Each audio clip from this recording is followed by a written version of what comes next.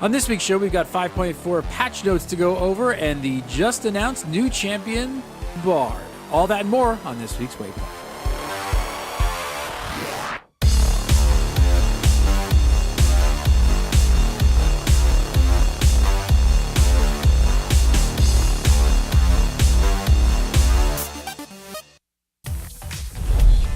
What's up, guys, and welcome to Waypoint, your weekly League of Legends recap. I'm your host, Gary Gannon. Riot have been on a roll releasing some really cool champions lately, and it doesn't look like that trend is stopping anytime soon. Bard, the Wandering Caretaker, was announced this week. He's a support class, and he has some really cool abilities, so let's dive into them. First up, his passive has two main components. The first makes sacred charms to appear on the map. Bard can collect these charms for a brief burst of move speed, mana, and most importantly, experience. Secondly, Bard's present attracts small spirits to his side. Whenever the Bard attacks, a spirit throws itself at the target, dealing extra damage. As he collects more charms, the spirits that follow him grow in number and power. His Q is like a weird mix of Morgana and Lux. Straight line skill shot damages and slows the first target struck. The spell then travels through the target, and if it hits a second enemy or hits a wall, it stuns both targets. Okay, it probably doesn't stun the wall, but wow, is this a cool ability. His W creates a health pack on the ground, which allies can walk over to gain health and move speed. But if an enemy stands on it, it gets destroyed. Summoners, be prepared to be incredibly frustrated by your teammates in solo queue never walking over it. Alright, now this is where things get really crazy. Bard's E creates a portal on a target wall. No matter how long that wall is there, the Bard and all champions on the map, including enemies, can use that portal to travel through the wall. This is such an awesome spell. We're going to see some amazing Bard highlight videos as well as some amazing Bard fail videos, and I, for one, cannot wait to see them. His ultimate is also really interesting, again, affecting your allies as well as your enemies.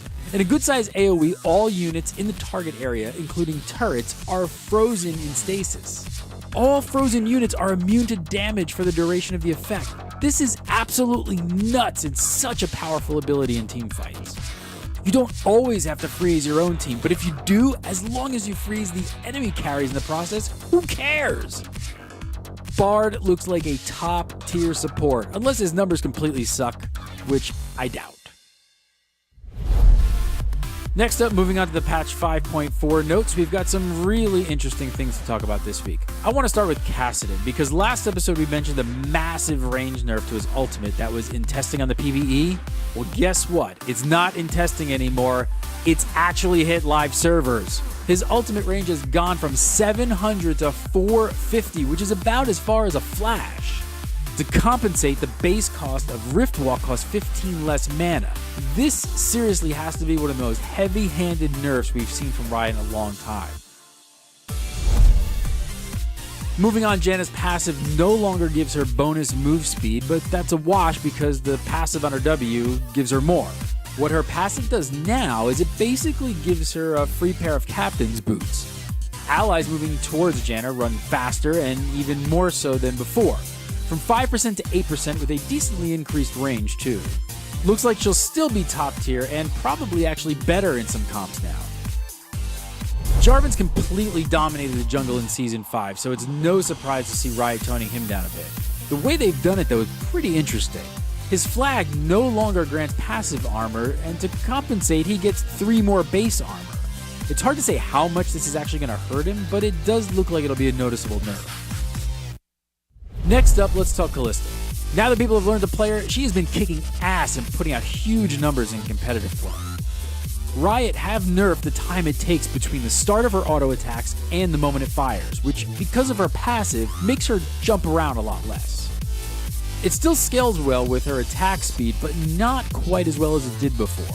This is going to be mainly an early game nerf. Even so, still a top tier AD carry for sure, and this nerf won't be too noticeable once you get an attack speed item or two. Next up, the long-awaited Mordekaiser rework has arrived, which was more than needed after the removal of DFG.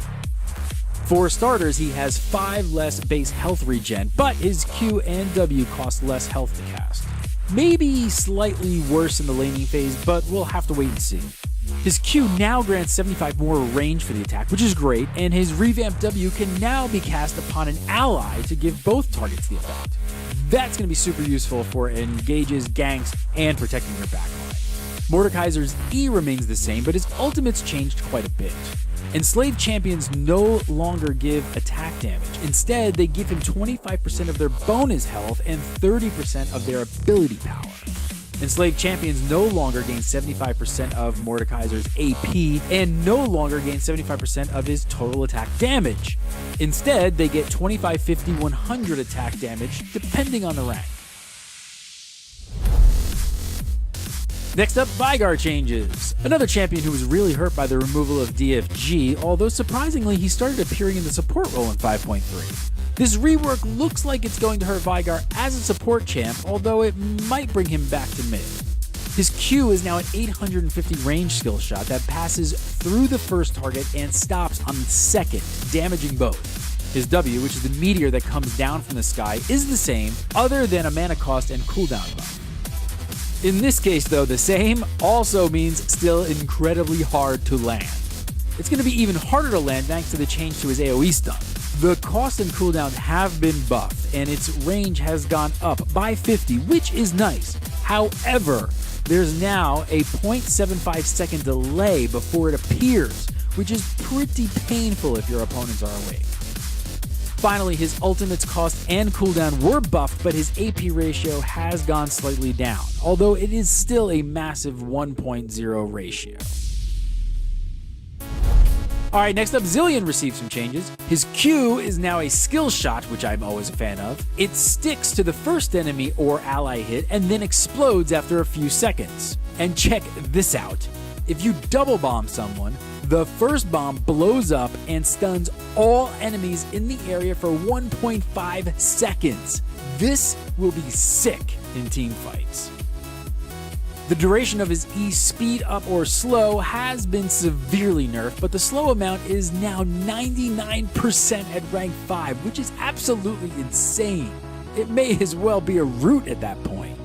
Rewind no longer reduces the cooldown of his ultimate, and the max rank cooldown of Chrono Shift is down to just 60 seconds. Overall, these Zilean changes are the highlight of the patch for me, and we are definitely going to be seeing a lot more of him. That does it for this week's episode of Waypoint. For more video game news and content, head on over to GameBreaker.tv. Be sure to check back every week for the latest League of Legends news. If you enjoyed this video, please like and be sure to share it on Facebook. We really do appreciate it. And if you want more League of Legends content, recaps, and updates, be sure to subscribe to our YouTube channel, LOL Nation TV. I'm Gary Gannon. You can follow me on Twitter at Gary Gannon. Thank you so much for watching, and I'll see you guys at the next Waypoint.